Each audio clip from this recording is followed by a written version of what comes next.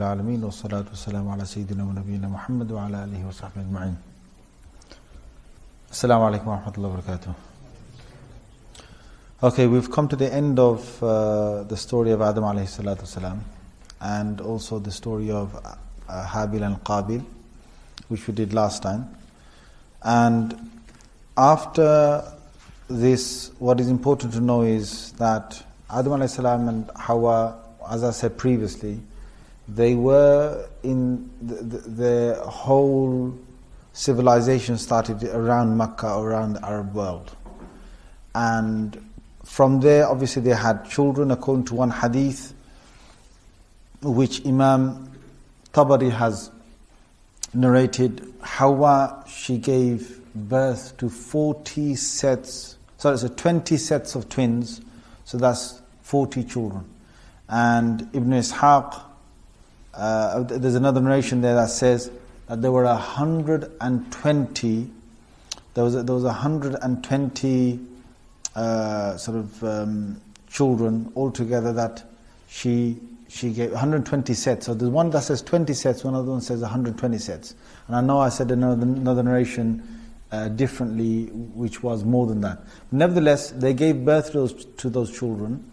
One of them that was born was Sheath. Now this becomes the next prophet after Adam alayhi salam. Sheath is not one of the 25 prophets mentioned in the Quran.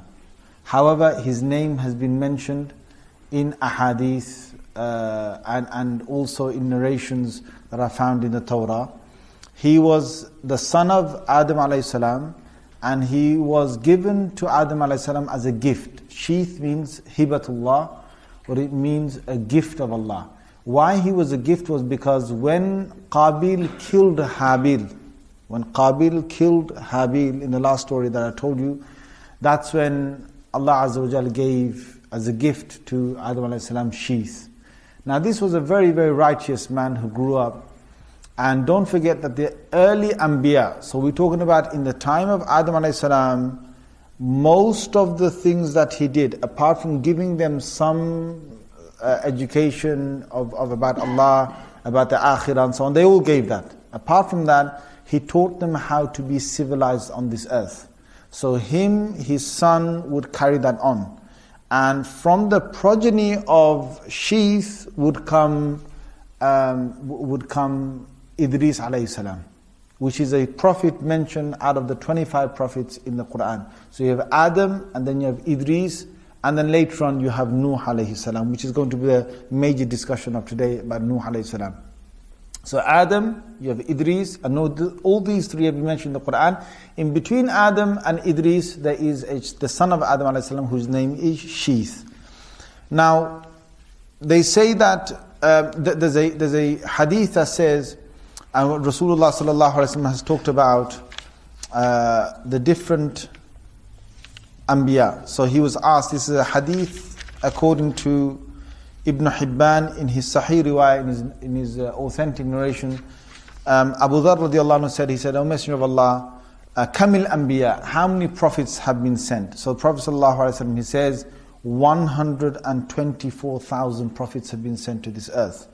And then he says, O Messenger of Allah, Kamil Rusulu minhum, how many messengers have been sent amongst them? And he says, 313 messengers have been sent amongst them. Jammun Ghafir, a great amount. And then I said, Messenger of Allah, Man kana awwaluhum, who was the first of them? And he told me that it was Adam alayhi salam. And then I said, Messenger of Allah, was he a prophet that was sent? And he said, yes, Allah Azza wa Jal created him with his hand. And then he blew into him the soul of Adam alayhi salam, and then after that, he made him a human being in a form and so on. Now, there's another hadith that talks about the sahifa, the different things that Allah Azza wa Jalla had sent down.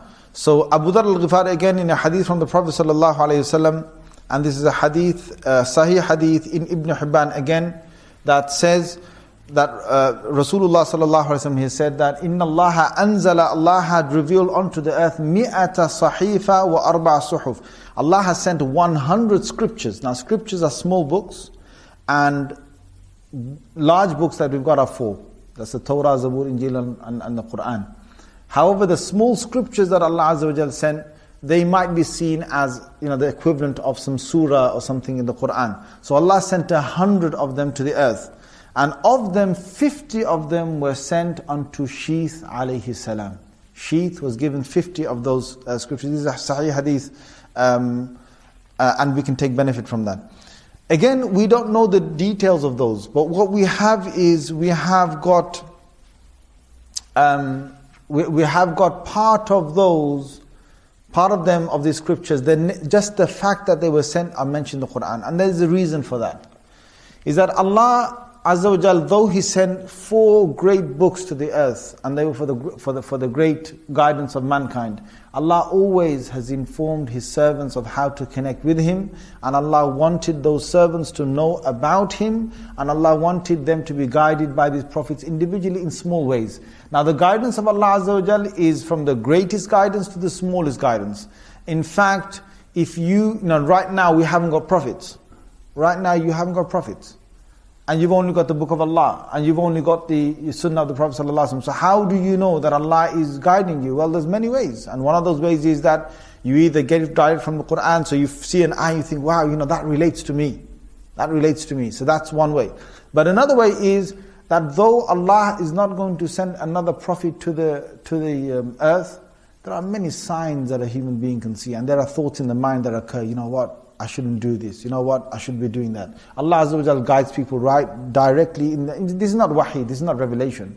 But this is where Allah guides us. He's Al-Hadi, and He will guide us in our thoughts, in our minds. Maybe through a friend. Maybe a friend might tell us one day that, you should be doing this. Or maybe a friend, or maybe we might even see something like, in the last story, Qabil and Habil, there was a fight. One brother killed another brother, and then Allah sends a crow. And through that crow, he sees what the crow is doing, and from that he gets a message that he's supposed to bury his brother into the ground. So there are many ways that Allah Azza wa Jal can guide people in the modern world without us having to have a prophet coming. But the greatest of all, of course, is the Quran, because the Quran has got messages in there that are interpreted in new ways, the same old message in a new way in the modern world. So whatever benefit there is there, Allah knows best. But all I want to say is that there are ahadith, there are da'if, there are weak regarding Sheath alayhi salam. So I'm not going to even go into those. All I'll mention to you is that you had Adam alayhi salam had Sheath, and then from Sheath he had Anush, was one of his sons. From there was Qainan, from there was Mihlail, and from Mihlail was Yarid or Yarid, and from Yarid his son was Khanukh, and Khanukh is the one who is Idris alayhi salam. Right? So this is the progeny. But they say that Idris alayhi salam, he got part of. Now this is something that I'm going to reveal to you. You might think this is slightly weird, but though we've got how many have we got here? We've got Sheath as the son of Adam. Then we've got Anush. Then we've got Qainan. Then we've got Mihlail. Then we've got Yarid. 5. Then the 6th one becomes Idris alayhi salam. Okay, but Idris got part of the era of Adam alayhi salam. And you think, what? 6th generation down, and he still sees his 6th grandfather above. Well, the thing was that Adam alayhi salam got a miraculous life. His life was 1,000 years. And that's in according to certain narrations, he got 1,000 years of a life.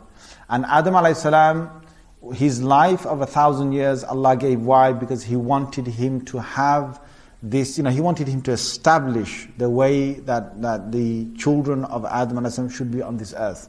So Idris alayhi salam got part of his great grandfather's life. And according to some narrations, it's about 10,000 years before today's sort of date. It's about roughly 10,000. According to some narrations, it's slightly less than that. It's about 8,000 years from today. Now, you might think, what? The children of Adam have been on this, or Adam alayhi salam has been here on this earth 10,000 years ago. or 8,000 years ago? How can that be? Well, this is according to our historians. According to our historians, this is the case. Again, I can't say for certainty if that's the thing, but with our Rasul sallallahu alaihi wasallam, you've got a clear lineage of the Prophet sallallahu alaihi wasallam that is marked. Up to Ibrahim alaihi salam is definite, is definitive. The lineage of Rasulullah sallallahu alaihi wasallam, his father Abdullah, then his father Abdul Muttalib, and then his father and carries and goes to Hashim and so on, carries on until it gets to Ibrahim alaihi salam. That's definitive. From Ibrahim alayhi salam to Nuh alayhi salam or to Adam alayhi salam is also recorded, but we don't know for definite if there's any of the grandfathers that are missing there. However, many of the historians, they say that from today till Isa alayhi salam, if you go backwards to Isa alayhi salam period, it's about 2,000 years roughly. From Isa alayhi salam to Musa alayhi salam, if you go back, it's about 2,000 years.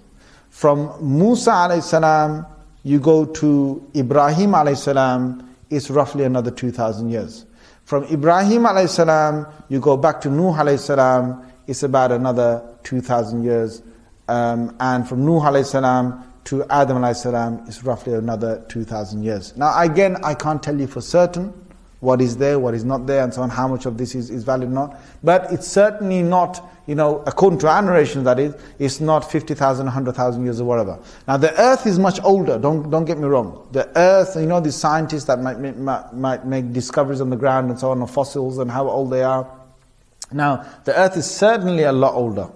And, we believe that there could have been a prehistoric age or whatever else is there. We've got no qualms with that. And we don't have any qualms with whether the earth actually expanded from one little core and came out of different lands and breaking off, whatever that is. We don't have anything definitive. You've only got one small ayah in Surah Anbiya, which talks about كَانَتَ رَتْقًا فَفَتَقْنَاهُمَا, that the earth was together and Allah then split it up. So we've got something like that. That's all you've got. But you haven't got anything else beyond that, about the actual age of it from the Qur'an. You've only got certain things that are from our historians, and they say this might be the sort of time frame. So anyway, Adam alayhi salam, he's living 1,000 years, and then Adam alayhi salam, he passes away. And after him, the next messenger is Idris alayhi salam. Now Idris alayhi salam Adam alayhi salam has been mentioned 25 times in the Qur'an. 25 times Adam alayhi salam mentioned in the Qur'an. Idris alayhi salam mentioned twice in the Qur'an only. And Nuh alayhi salam, who's next one and the main one we're going to discuss today, has been mentioned 43 times in the Qur'an. Now, Allah says that I have related these prophets to you. Some of them I've given you details, and some of them I haven't. And whatever Allah has given us, that's all we need. We don't need to know the other details of these prophets. So all you'll get about Idris alayhi salam from the Qur'an is Allah has said Siddiqa. Allah said, this is in Surah Maryam, ayah number 56, ayah number 57, Surah number 19, 56 and 57. Allah says, وَذْكُرْ فِي الْكِتَابِ Idris. Remember in the book, remember Idris alayhi salam, إِنَّهُ كَانَ صِدِّيقًا نَبِيًّا. He was a truthful prophet. A truthful prophet, meaning that all prophets are truthful. It's not just because he said Siddiqa to him, that means others were not truthful. Nabiyya, he was a prophet. وَرَفَعْنَاهُ, and I lifted him مَكَانًا عَلِيًّا, to a high, lofty place. Now these are the three qualities that Allah says about Idris alayhi salam. One of the things immediately we need to understand is Siddiqa. Why did Allah say about him Siddiqa? Very, very honest and truthful. Just like Abu Bakr Siddiq, his title is Siddiq. Now when you get the title of Siddiq, it means that you are not only truthful in yourself, but you attest to the truth that is outside of yourself wherever it needs to be attested. And that's where Siddiq, Abu Bakr Siddiq got his title from. So about Idris alayhi salam, Allah mentions that he is Siddiq. He is very truthful. One of the things we learn from here is that Allah Azza wa Jalla, obviously He likes truthfulness. And the more truthful we are, the higher your rank will be with Allah. Because straight after that Allah says, وَرَفَعْنَاهُ مَكَانًا عَلِيًّا, I gave him a high status. Second thing, of course, he's a prophet. And then about this makanan aliyya, about this high status, what was this high? Was it a status that Allah gave him? Or was it an actual place that Allah put him into? The Mufassirin, they differ here. Some have said that this is a high station, like Rasulullah sallallahu alaihi wasallam was said, Allah said to Prophet ﷺ, وَرَفَعْنَا لَكَ ذِكْرَكَ, I will raise your remembrance. That means I will raise your status of the Prophet ﷺ in Surah Al-Inshirah in the Quran. However, other Mufassirin have disagreed.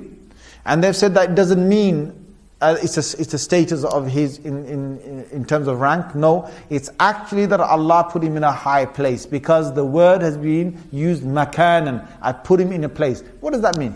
That means that Idris alayhi salam is actually in the heavens. Allah has put him, his soul, in the heavens.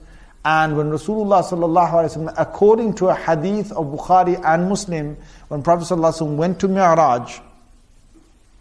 Miraj, he saw him on the fourth heaven, and he was introduced to Idris alayhi salam, and he was told, he said, "Who are you?" And when he told himself, he said, "Marhaban." Idris alayhi salam said to the Prophet sallallahu alaihi wasallam, welcome my brother in prophethood, and so on. Welcome, to this world, and so on, to this place. So they have said that it's actually a high place. So this is the difference they have. The only thing we can take from here is that Allah Azza wa Jalla, when we die, according to our actions, Allah is going to choose for us a place for our soul and our ruh. And this is well known. If you look at the Kitab al-Ruh by Ibn al-Qayyim al-Jawziyah, he has said this, that the soul will get different maqams when you go to the next world. So if you're a shaheed, you'll get a certain status. And the status in Hadith of Muslim says that your soul will go into a green bird. And that green bird flies all over Jannah, flies around Allah's arsh, and then it sits on one of the corners of the lanterns of Allah's throne. And then it continues to fly, and one of the times it sits down, Allah says, "O soul, is there anything I can do more for you?" And the soul says that, "Oh Allah, if only you would send me back to the earth, and the way that I became a shaheed, I want to go back again and do that for you again, and I want to go back into that same state and die for you in that cause again, and go back again, do it again, go back and do it again," and so on. Up to 10 times he says it. And then Allah says, "Well, I can do anything else for you, but I can't do this for you. I can't send you back to the earth once you've come to this world." So Ibn al-Qayyim al-Jawziyah rahimahullah says, well, this is the status of the shaheed. But there's others who get released into certain zones that Allah has created in the next world. And you could find yourself that you come back and have connection with this world, or you might not have connection. What Rasulullah sallallahu alaihi wasallam saw on Miraj was the souls of the prophets. It doesn't mean that their bodies are also there. Their bodies can be here on the earth. The only body and soul he saw up there was that of Isa alayhi salam, up there. But the soul only was rest of the Anbiya that Rasulullah sallallahu alaihi wasallam saw. But it shows that they had a high status. So above him, he saw Harun alayhi salam, and above him he saw Musa alayhi salam on the 6th, and above him he saw Ibrahim alayhi salam on the 7th. And Ibrahim alayhi salam has the highest status. And why does he have the highest status? Well, he has the highest status because he has done the most sacrifice. But on one of the lowest levels, Rasulullah sallallahu alaihi wasallam saw Adam alayhi salam. Now Adam alayhi salam is the first, but he's not necessarily the highest of all the prophets. There are many progeny sons of him that are higher than him in status and his rank in the next world. And it's quite clear. You could be a father today. What we learn from this is, you could be a father today. Your son could go ahead of you. Your grandson could go ahead of you. Your grandchildren could go way ahead of you in terms of the rank in front of Allah Azza wa Jalla. And that's what the Miraj also shows us. That Adam is in a low rank, but his sons are much higher than him in rank. And the highest, of course, is Ibrahim because he's done most of the sacrifice. Now, Adam one of the other things in hadith, he says that when Rasulullah sallallahu alaihi wasallam saw him in the Miraj, he saw him sitting down, and when he looks to his right, he smiles, and when he looks to his left, he cries. And then he said to Jibreel, "Oh Jibreel, what is this?" And this is from a Sahih hadith. And he said, well, when Adam alayhi salam is looking towards his right, he's seeing all the children of his. There are many children on the right side and many children on the left side. And when he looks at the right side, he sees the children that are going to go to Jannah, so he smiles. And when he sees the left side, there are children that are going to go to Jahannam. These are all his children that are going to go to Jahannam. So he's sad and he cries over that. Nevertheless, that is